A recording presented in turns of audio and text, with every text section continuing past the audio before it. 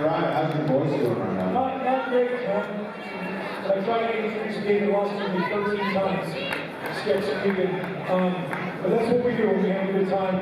How awesome is this? Being back together. Everybody, I know I brought it up with John last night. That event was unbelievable. And it was like, truly like, we just time and it didn't even matter. It was like, it was the day after you guys won the World Series. I'm looking at something.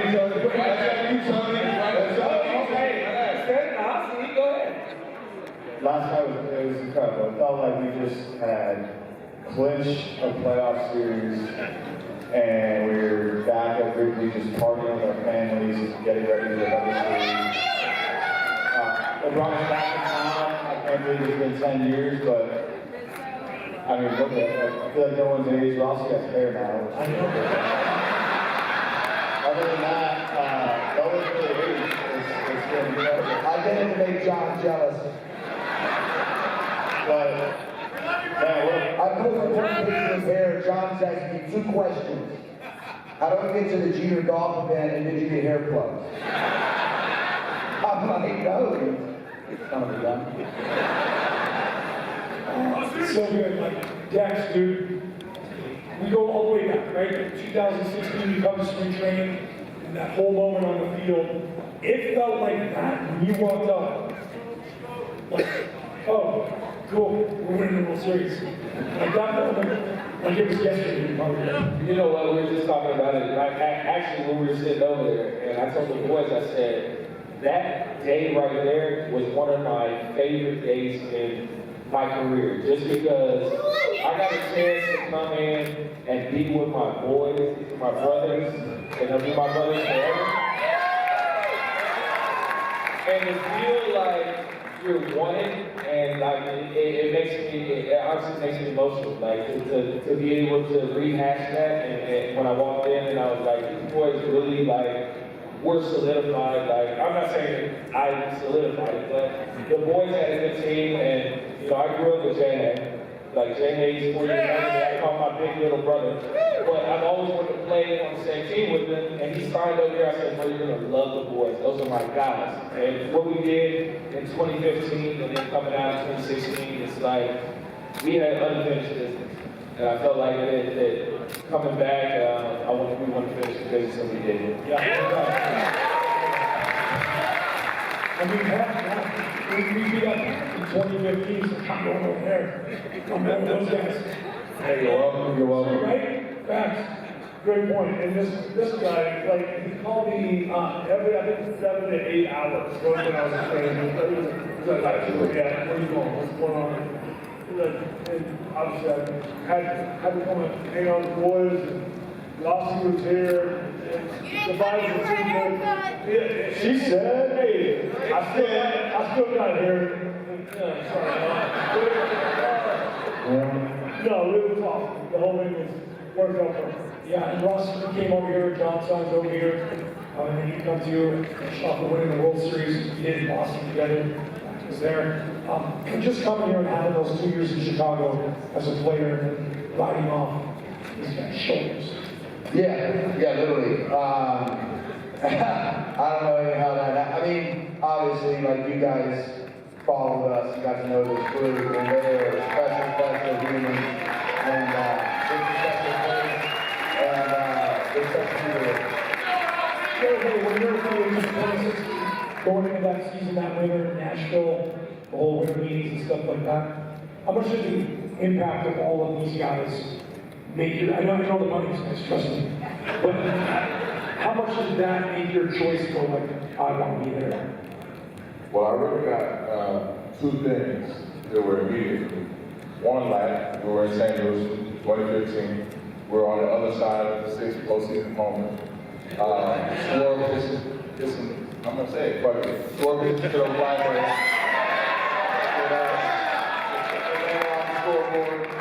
And they put a flag on it, and I'm like, all right, well, that was really cool. But honestly, Wrigley's always been a special spot, a special place. Hell yeah. But when we came here, the last regular season series, Cubs Cards, and the Cards took 2 out of 3. I'm here to Lewis in the middle. But you'll appreciate what I'm about to say is Kobe's won the last game. And we're on the bus on that. We're like, wait a minute. We take 2 out of 3 or did they take 2 out of 3? Because Chicago was rocking because they knew what was about to happen. And so for me, that made it really something.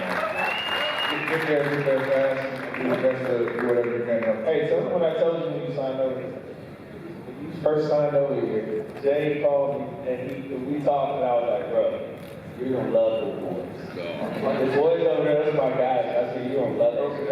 Broke it down, the floor, the outfield guys, the vibes they had going, Johnny Lester's son, Joe Madden, what Theo and Jay brought from Boston, the ownership group. But you all know The rest why. is up to you all. The rest is up to you all. You all actually know why I like action shot, right? What's that? Because John got so good that he got his first hit off of that. Yeah, there's gonna have a life special over there. Hopefully, you won that. Well, and what, like, Travis, you were from the beginning, you went to Nunupics. And, you and Anthony together, teammates back in 2012. Yeah. You guys are a big part of it. You watch each of these guys come in. But How much more is better that? with you? Yeah. You got to watch your craziness too. It's awesome. Yeah, my daughters are here. Yeah, In front row, share those stories, please. Get those to yourself. No, and like, you were like the original Tony, by the way. Travis Wood was the original Tony. Well, we got video of you crashing the balls, catching balls, you're hitting taters. Like, you did everything, both sides of that. But I felt like we had to. It was a full game. We're international. Well, yeah, plus you had to, because Joe already used the whole bench by the 8th. You know what I mean? So it's like you had to go play a position. Well, that's what I'm saying. If you're going to get called on, you might as well be the best you can. Jay, I got one more for you real quick. I don't want to know, nobody does wants to know what was said that's for you guys. But that rain delay happens. I want to know how you felt comfortable enough. Because it's not easy. I've got up and done meetings and like, I'm going to call a meeting, I'm going to say something meeting and walk out, but I was done. But I say that, and what you did, what gave you the bravery to do that, or the decision in your mind, I need to do this. For one, the right people were already in the fucking room. So the right people were already in the room. And to be honest, that was the first time we didn't have a game tomorrow. You know what I'm saying? So what I saw was, we already knew we were going to win. We knew we were going to win every day. Even when we lost, we knew we were going to fucking win. In that moment, we didn't have a game tomorrow. We had a pause in the game. And it was like, all right, man, like, just remind everybody of one thing. Like, we didn't care. Win, lose, made an error, had an up, had a down. Like, there were games that season we were up 5, we beat them by 10. There were games that season we were down by 8, we came back and won it by 1. So I just want to remind them of that. There was no excuse. That's it. That was a way more sensitive version. That was way more Way sensitive. more sensitive, yeah. They were pushing the sensor button back there. It's just going like, be ready, be ready. You have to take the legs. Keep your finger on the button. One of those guys says, oh, just be careful. And Riz, you're, again, one of the guys, you're from the beginning, right? Come over from San Diego in the trade. You go through the whole rebuild. We traded all the great players, and then you're going through it, but then it starts to happen. And you're such a centerpiece of all that, your attitude, the way you guys all work together. And then you get to come back and have that magical moment this past September. Hey, Rizzo will let us know. He won't ever let us forget about it. He was the first one here. He was not. He was not. Woody was the first one. I was the first one. He's like, hey, I'm the older. I've been here. Okay, let's be it. Well, Jack, he teach you how to play every day. He's just Here we go. By the way, did you see how mad he got when I said he was the original Tony just because he struck Freddie Freeman out? Yeah. The whole time he's been He sitting got mad. He got mad. when everyone came over, We would have thought Rick was the only child. it's okay. Well, when everyone came in, it was like the vision was coming true, right? The first year we had Otis, rest in peace, Tom Hellman, greatest clubhouse manager in the game. He's throwing out baseballs and shopping carts. And I'm like, Otis, what are you doing? He's like, oh, this is the way we've always done it. And I'm like, we haven't won here in 100 years. Don't you think we should not do it the way we've always done it? And that was like, no, I'm not kidding. That was the mentality of this organization from the top to the bottom. Like, everyone in this organization was like, well, this is the way we've always done it. And I never understood that. So when everyone came in, and literally this group turned a franchise fan base around to expected winners. The thing that pissed me off the most after we won, everyone right away said we're going to do it again next year, right? That got me so hot because you know how hard it was to end that night. And now all the fans that are like the historic stuff that happened at the Braves and the flags, just what it means to still this day. But like 3 days later, this lady goes, we're going to do it again next year, right? And I was like, we just do one before you die, you know?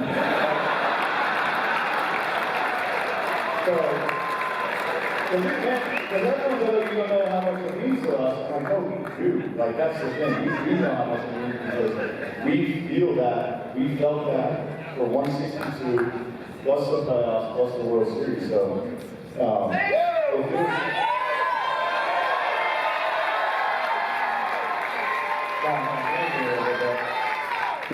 it feels good, and watching from afar, it's like we are, I feel great pride in turning an organization like to respect the winners.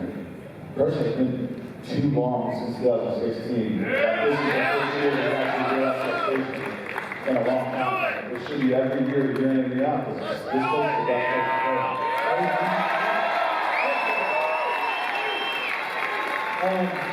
That's you got that was a homer, you know? That was pretty awesome. But then Ross is like, yeah, I'm coming too, man. Hey, did you talk smack to him in the dugout for years? No, he met me at the top step of the cock bump, okay? That's what I said.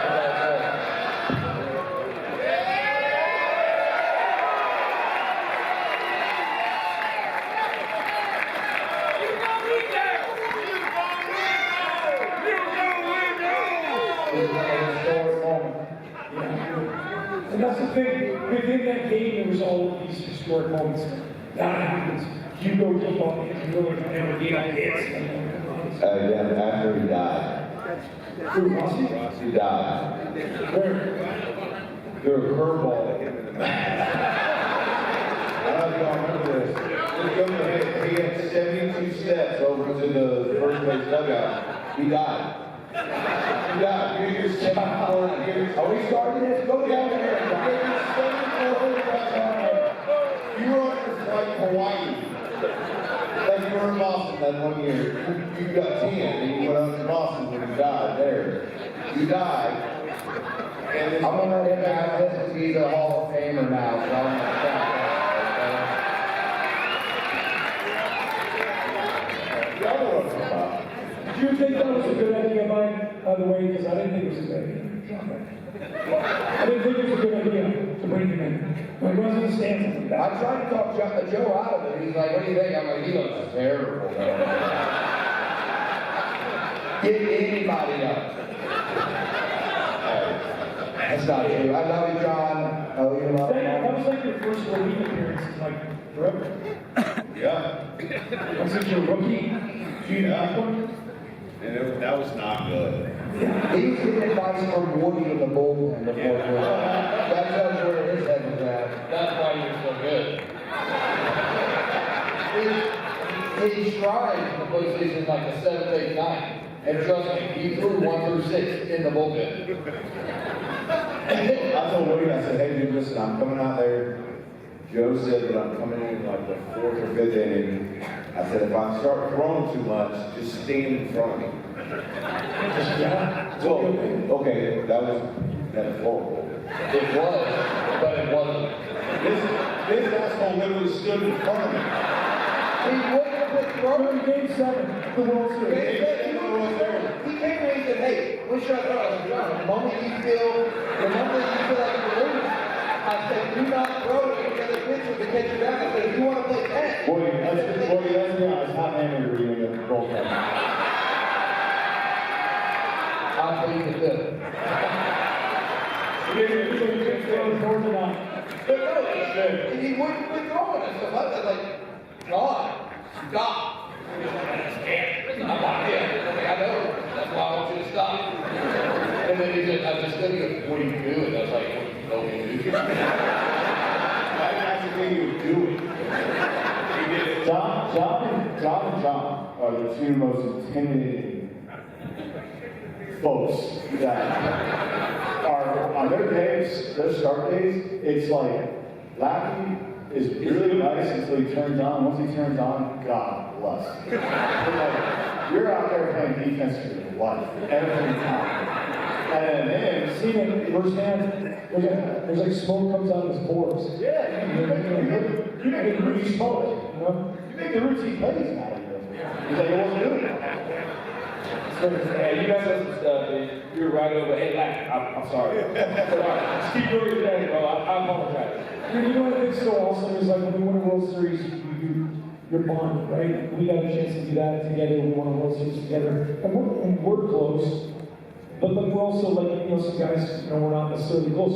We got a big group. This group, to me, is one. I don't know if that's because it was 108 years, because of everything that you guys carried for this city to win a championship. It feels like you're the most bonded team I've ever seen in my life. I'll tell you why.